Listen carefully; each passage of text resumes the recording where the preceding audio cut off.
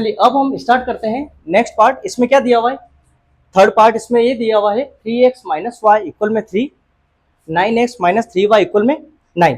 इसको क्या ले लोगे आप, इक्वेशन नंबर 1 और इसको इक्वेशन नंबर 2। यहाँ तक क्लियर है आपके? ठीक है, ये कौन सा मेथड है, सब्स्टिट्यूशन वाला। ठीक है, तो सबसे पहले आप क्या लेके सोल्व करोगे, इक्वेशन नंबर 1।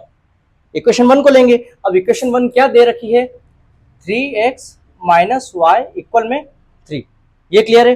अब आपको पता होगा इसमें अपन क्या करते हैं, किसी भी एक वेरिएबल को साइड में रखो, है ना। यहाँ पे क्या है, x भी है और y भी है।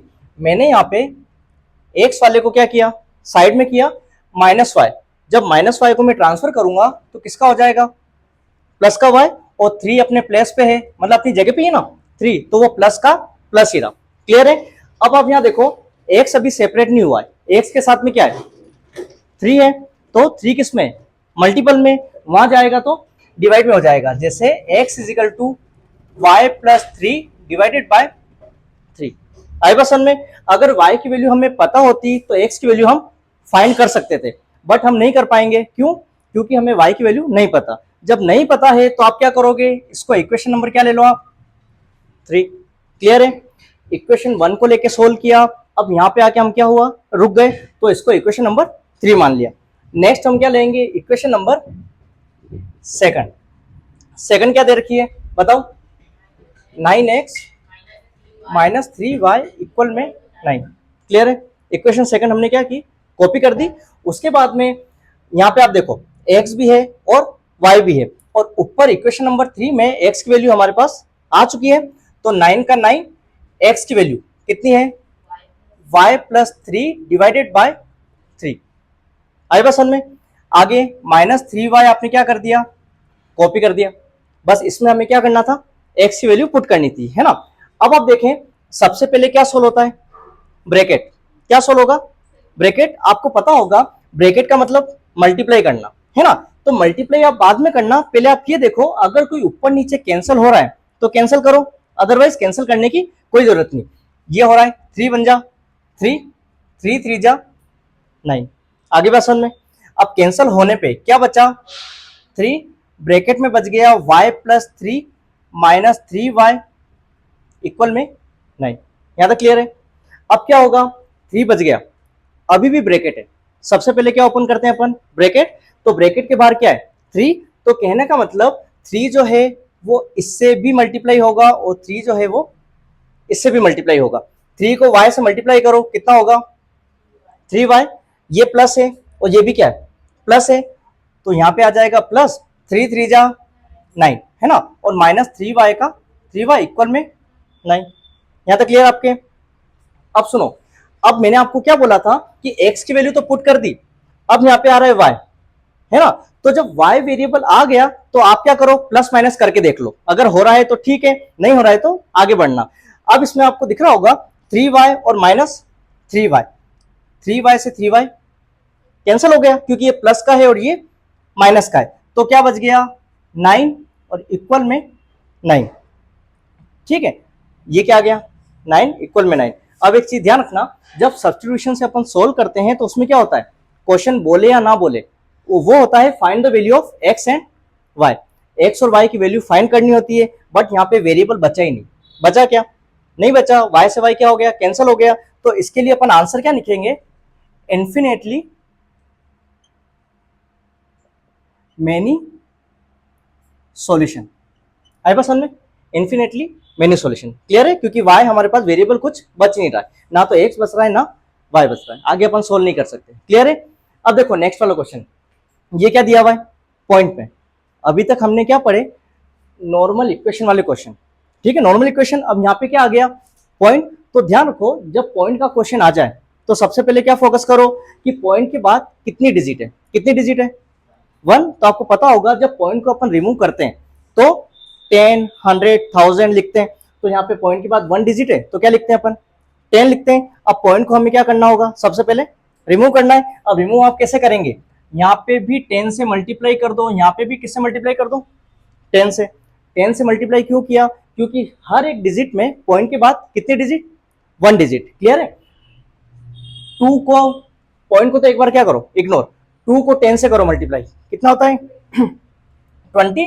तो 20 होगा तो 1 डिजिट से पहले पॉइंट लगा दोगे, क्या होगा 2.0। तो अपन डायरेक्ट क्या लिख सकते हैं 2x लिख सकते हैं, ठीक है। प्लस वापस समझो 3 को 10 से मल्टीप्लाई करोगे 30 होता है, ठीक है। मन में ध्यान रखो कितना होता है 30। अब 1 डिजिट से पहले पॉइंट, तो लास्ट में क्या आया था 0, 0 से पहले पॉइंट लगा दो, कितना बचा 3। तो ये आ गया हमारा 3y। 1.3 इंटू 10, पॉइंट को तो एक बार इग्नोर करो, 13 इंटू 10 कितना होता है 130। लेकिन यहाँ क्या आ जाएगा 13, क्यों आया, क्योंकि 0 से पहले पॉइंट लगा दिया और पॉइंट के बाद 0 का कोई मतलब नहीं। क्लियर। इसमें भी सेम देखो, ये कितना आ जाएगा 4x, आगे कितना होगा 5y, और ये कितना हो जाएगा 23, ठीक है।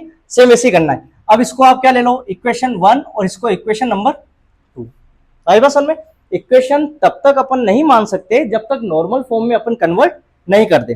फ्रैक्शन में होता तो एलसीएम लेके सोल्व करते, पॉइंट में है तो मल्टीप्लाई करके नॉर्मल डिजिट में अपन लिए, समझ गए। अब आप क्या करोगे इक्वेशन नंबर 1 बताओ क्या दे रखी है 2x प्लस 3y इक्वल में 13। पता होगा या तो x को साइड में रखो या फिर y को। मैंने x को किया 2x, 13 अपनी जगह पर, 3y प्लस का उधर ट्रांसफर करो, माइनस का 3y, x को सेपरेट किया, x के साथ में क्या है 2, तो किस में चला जाएगा डिवाइड में। तो यहाँ पे देख लो 13 माइनस 3y और डिवाइडेड बाय 2। आगे बात समझ में। अब इसको अपन सोल्व नहीं कर सकते हैं, क्यों, क्योंकि y की वैल्यू हमें नहीं पता है। तो इसको इक्वेशन नंबर क्या ले लो आप 3। आई बात समझ में। आगे देखो, अब अपन क्या करेंगे इक्वेशन नंबर सेकंड बताओ क्या दे रखी है 4x प्लस 5y इक्वल में 23। क्लियर है, ये इक्वेशन लिख दी। अब यहाँ पे क्या करना होता है x की वैल्यू जो आई है ऊपर उसको क्या करो कॉपी कर दो, 4 का 4, x की वैल्यू बताओ 13 minus 3y divided by 2। Clear. आगे देखो प्लस 5y इक्वल में 23, ठीक है।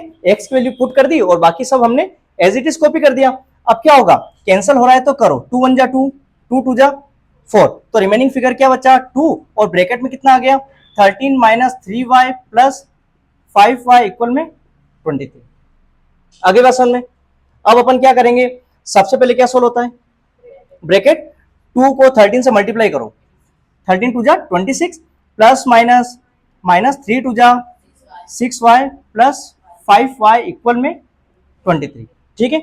जब तक ट्रांसफर नहीं करना है कि तब तक हम LHS और RHS सोल्व नहीं कर लेते, ठीक है, अलग अलग साइड में। कैसे, यहाँ पे आपको दिख रहा होगा ये y सेम है, तो पहले सोल्व कर लो देन ट्रांसफर करना। तो अब क्या करेंगे 26 का 26, एक प्लस में है और एक इसमें माइनस में। जब एक प्लस में हो और एक इसमें हो माइनस में, क्या करेंगे माइनस 6y में से 5y लेस करो 1y, तो 1 लिखने की कोई जरूरत नहीं, क्या शो कर दिया हमने y, और बड़ी डिजिट माइनस की है तो माइनस y इक्वल में 23। आगे बात समझ में। अब आपको दिख रहा होगा कि सब नंबर है, सिर्फ एक क्या है वेरिएबल, एक वेरिएबल है, तो क्या करेंगे वेरिएबल को साइड में करो, बाकी नंबर को एक तरफ कर लो।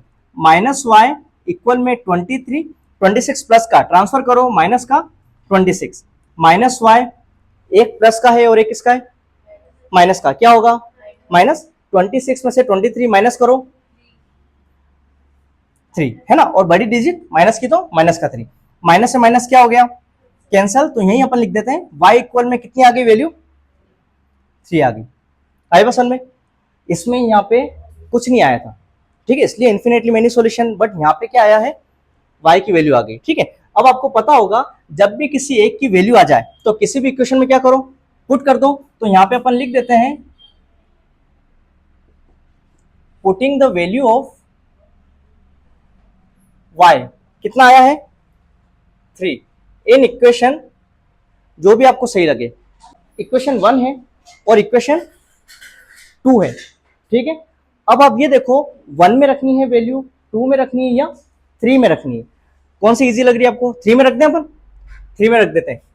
x is equal to 13 minus 3, y की वैल्यू बताओ कितनी है 3 डिवाइडेड बाय कितना है 2, यहां पे आप लिख देना इक्वेशन नंबर हमने 3 में रखी। क्लियर आपके, देख लो आप putting the value of y is equal to 3 in equation 3 में रख दी। 3 ये इक्वेशन है, वहां पे हमने क्या किया, y की जगह 3 रख दिया। ठीक है, आगे देखो 13 माइनस 3 3 जा 9 अपॉन 2। 13 में से 9 माइनस करो, कितना हो जाएगा 4, बिल्कुल सही है। 4 डिवाइडेड बाय 2, 2 2 जा 4, तो x की वैल्यू कितनी आ गई 2। ये क्लियर आपके? ठीक है, x की वैल्यू फाइंड हो गई और y की वैल्यू भी फाइंड हो गई। क्लियर?